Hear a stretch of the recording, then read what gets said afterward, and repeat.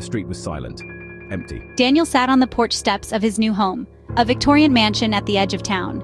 It was summer, but a cold wind blew, sending shivers down his spine. His parents had bought the old house cheap. "It needs some love," they'd said, their voices echoing now in the empty hall. Daniel wasn't so sure. The house felt heavy, full of secrets. He went inside, locking the door behind him. The house creaked around him, a symphony of old wood and settling foundations, but something about the sound seemed off, almost human. He shook off the feeling, heading deeper into the house. The kitchen was large and dusty, sunlight slanting through grimy windows.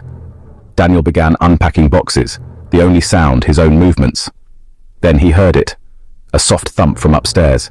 He froze, listening. Silence. He told himself it was nothing. An old house settled, made noises, but his heart pounded against his ribs. He climbed the stairs slowly, each step groaning in protest. The landing was dim, lit by a single flickering bulb. Shadows danced on the walls. Another thump, this time closer. It seemed to come from the room at the end of the hall, the attic door. Daniel hesitated. His parents had warned him not to go up there, not until they cleared out the junk. Curiosity, and perhaps a morbid fascination, drew him forward, compelling him to explore the unknown.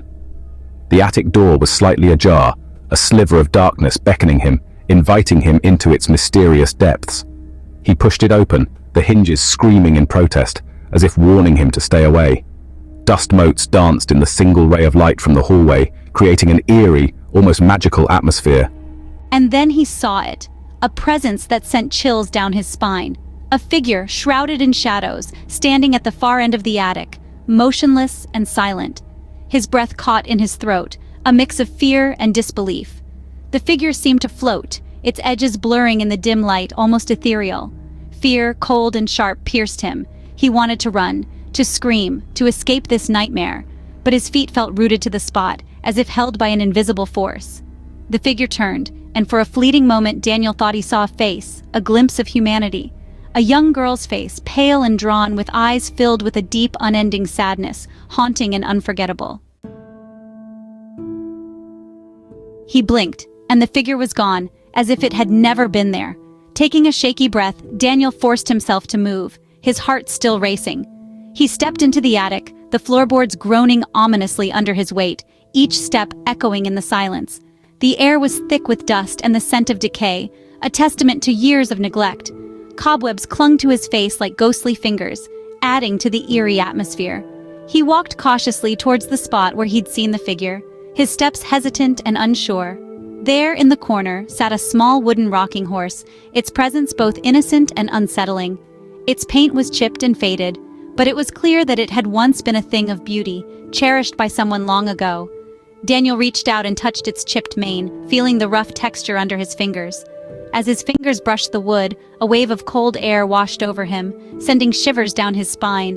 He recoiled, his heart pounding in his ears, the sudden chill leaving him breathless. The air was thick with a sudden, overwhelming sense of sadness, of loss, of a life cut tragically short, filling the room with an almost tangible grief.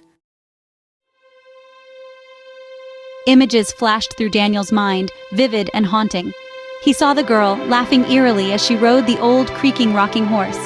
He saw her parents, their faces full of love and sorrow for their daughter, their expressions ghostly and distant.